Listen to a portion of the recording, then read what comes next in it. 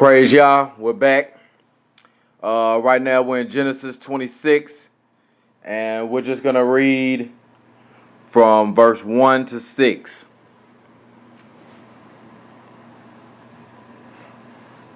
All right, there was a famine in the land, aside from the previous famine that had occurred in the days of Abraham.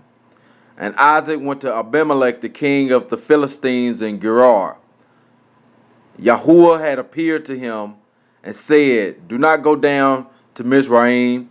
Stay in the land which I point out unto you.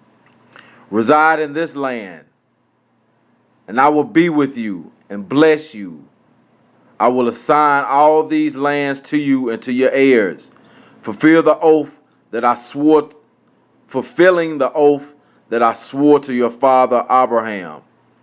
I will make your heirs as numerous as the stars of heaven, and assign to your heirs all these lands, so that all the nations of the earth shall bless themselves by your heirs, inasmuch as Abraham obeyed me and kept my charge, my commandments, my laws, and my teachings."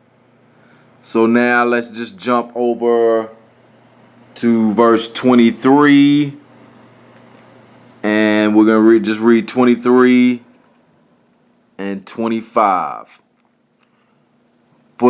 From there he went up to Beersheba. That night YAHWH appeared to him and said, "I am the Elohim of your father Abraham. Fear not, for I am with you, and I will bless you and increase your offspring for the sake of my servant Abraham."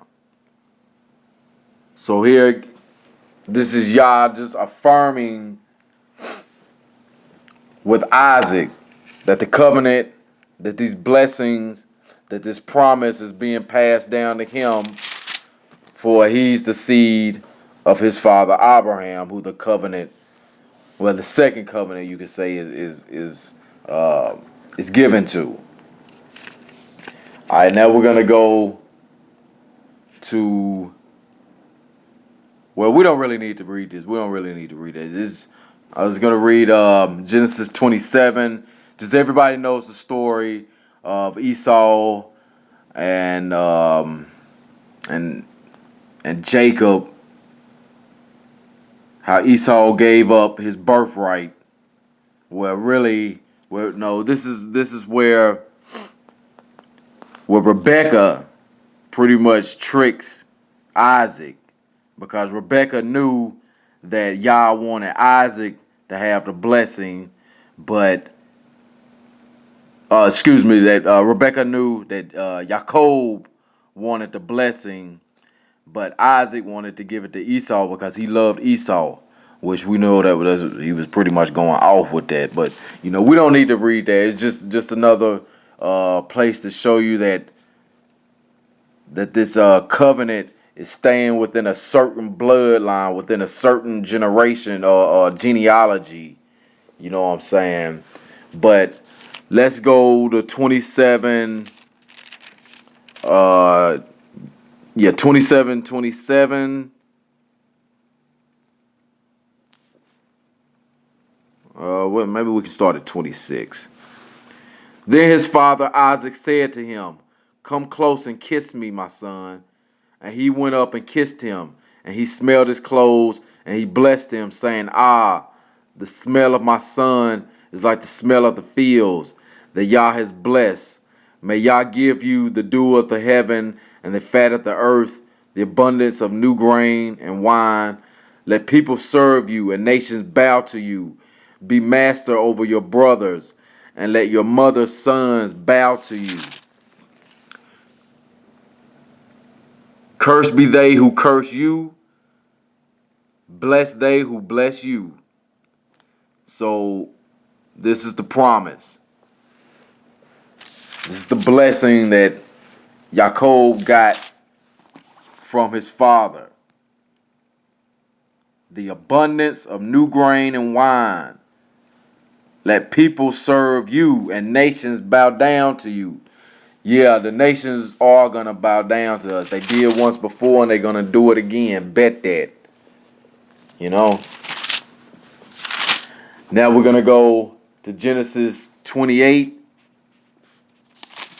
We're going to start at verse 10.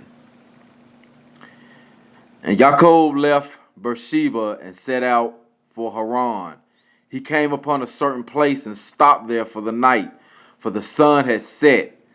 Taking one of the stones of that place, he put it under his head and lay down in that place.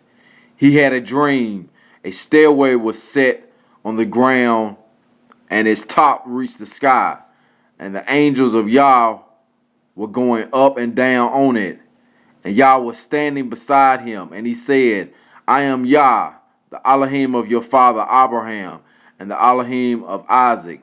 The ground on which you are lying I will assign to you and to your offspring.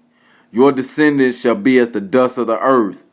You shall spread out to the west and to the east, to the north and to the south. All the families of the earth shall bless themselves by you and your descendants. Remember, I am with you. I will protect you wherever you go and will bring you back to this land. I will not leave you until I have done what I have promised you. So, Olam Yah, you know what I'm saying? Yah, again, is just confirming with Yaakov what he say, I will not leave you until I have done what I have promised you. Yah he's honest Elohim. He does what he say he gonna do. He's a man's man, you know what I mean? But still, this is the arranged marriage. This is it. This is the covenant being passed down from generation to generation through this same line. So nobody can come up and say that, the true covenant people are different people. I just showed you that it's not. That Yah promised that this covenant would be with Isaac, Abraham, Isaac, and Yaakov forever. It didn't go to Ishmael. Ishmael got his blessings, but it didn't go to him. All right, we're at chapter 28. No, I'm sorry. We're going to go to Genesis 32. Yeah, let's go to 32. I'm going to start at verse 24. Where we at? Well, let's start at verse 23. That same night he arose, and taking his 2 wives, his 2 maidservants, and his 11 children, he crossed the ford of Yabbok. After taking them across the stream, he sent across all his possessions. Yaakov was left alone, and a man wrestled with him until the break of dawn. When he saw that he had not prevailed against him, he wrenched Yaakov's hip at his socket, so that the socket of his hip was strained as he wrestled with him. Then he said, let me go, for dawn is breaking. But he answered, I will not let you go unless you bless me. Said the other, what is your name? He replied, Yaakov. Said he, your name shall no longer be Yaakov, but Yasharal, for you have striven with beings divine and human, and have prevailed. Yaakov asked, pray tell me your name. But he said, you must not ask my name. And he took leave of him. And he took leave of him there. So Yaakov named the place Peniel, meaning, I have seen a divine being face to face, yet my life has been preserved. The sun rose upon him as he passed Peniel, limping on his hip. So our forefathers can wrestle with divine beings because we got that covenant blessing. You understand? So now we're going to go to Genesis 35.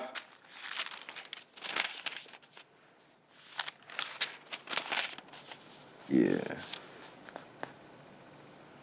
Well, no. Let's go to Exodus 3. Let's go ahead and get out of Genesis. Let's go to Exodus 3.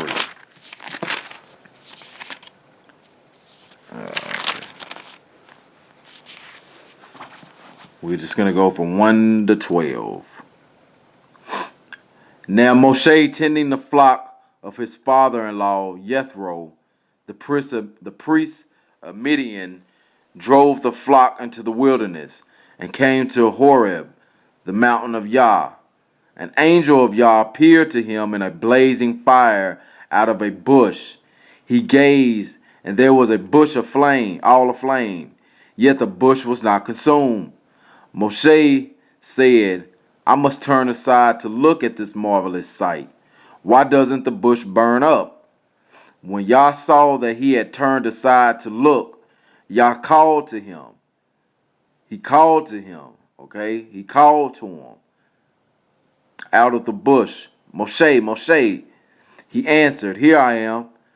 And he said, Do not come closer.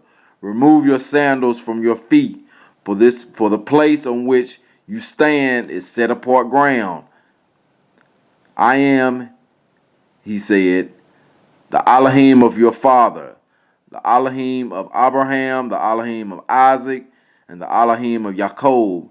And Moshe hid his face, for he was afraid to look at YAHH.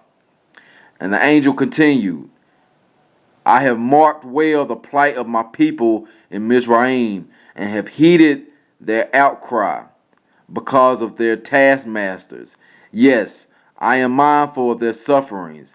I have come down to rescue them from the Comedians, and to bring them out of the land to a good and spacious land, a land flowing with milk and sweetness, to a region of the Canaanites, the Hittites, the Amorites, the Perizzites, the Hivites, and the Jebusites. Now the cry of the Israelites has reached me. Moreover, I have seen how the Egyptians oppressed them. Come, therefore, I will send you to Pharaoh, and you shall free my people, the Israelites, from Mizraim. He sent the Levite, Moshe. Alright? You know what I mean? Alright, we're going to go ahead and end this one right here. Again, like I say, I'm showing y'all the covenant, how it's passed down through the specific line, and what's going to culminate into this marriage vow and to the marriage ceremony. And we're going to see exactly how the nation broke this covenant with our father, with our husband. We're going to see that. All right, we'll be back with part 3.